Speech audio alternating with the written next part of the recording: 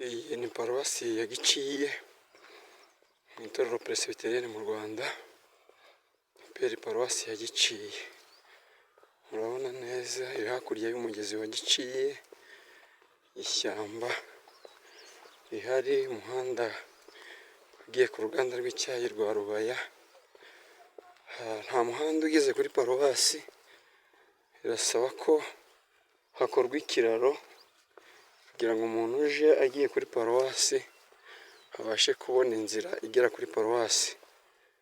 Buri wese rero yatanga inkunga ye akurikije ubushobozi afite, kandi murabona ko ari paruwasi ijyanye n'igihe. Ni nziza cyane, iri ahantu heza hahehereye, ahantu heza hagati mu cyayi. N'iyo paruwasi ifite icyayi basoroma bakabishyura buri kwezi, ariko itari nini cyane. Biragaragara ko rero kugira ngo inzira ihagera ikorwe bisaba izindi mbaraga z'abakristo, ndetse n'undi muntu wese wakumva afite ubwo bushobozi bwo kugira icyo yabakorera. Ubundi mu kayira abakristo bashakishije kugira ngo kagere kuri paruwasi, kandi abaturage bagerageje gutanga imisanzu yabo, batanga n'imirima yabo. Biragaragara ko ntako batakoze.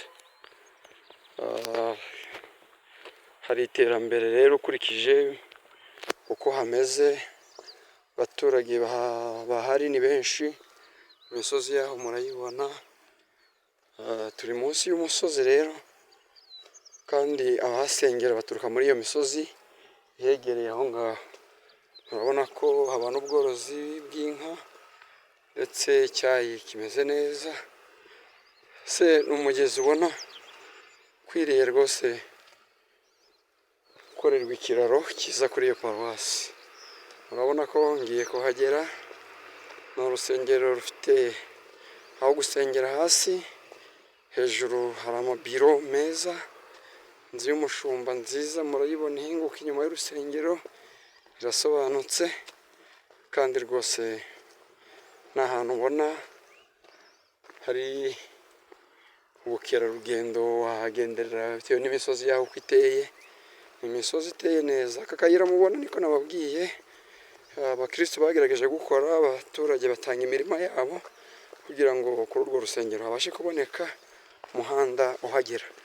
Ikibazo rero ni icyo kiraro, kandi rwose birashoboka ko hari icyo Imana yakora. Murabona ngiye kuhagera, haruguru murahabona inzu bari bateganyije kubaka yo kwigishirizamo urubyiruko. Ibyo byose rero murabibona, kubera ubushobozi bwagiye buba bukeya, bagiye bakora ibishoboka. Ibidashoboka nyine ubwo ni izindi mbaraga hamwe no gusenga, Imana ikabashoboza bakagira icyo bageraho. Imana ikomeze duhe imbaraga kuri iyi paruwasi nziza mubona hano, yabasha gukorerwa ubuvugizi n'uwo ari we wese, kandi akabasha kugira umusanzu we atanga. Ndabifuriza gukora rero kugira ngo ibikorwa byose tubashe gukora bibashe kugira icyo bimara. Urusengero rwiza rufite etaje, inzira izamuka iganayo irahari, ni nziza cyane.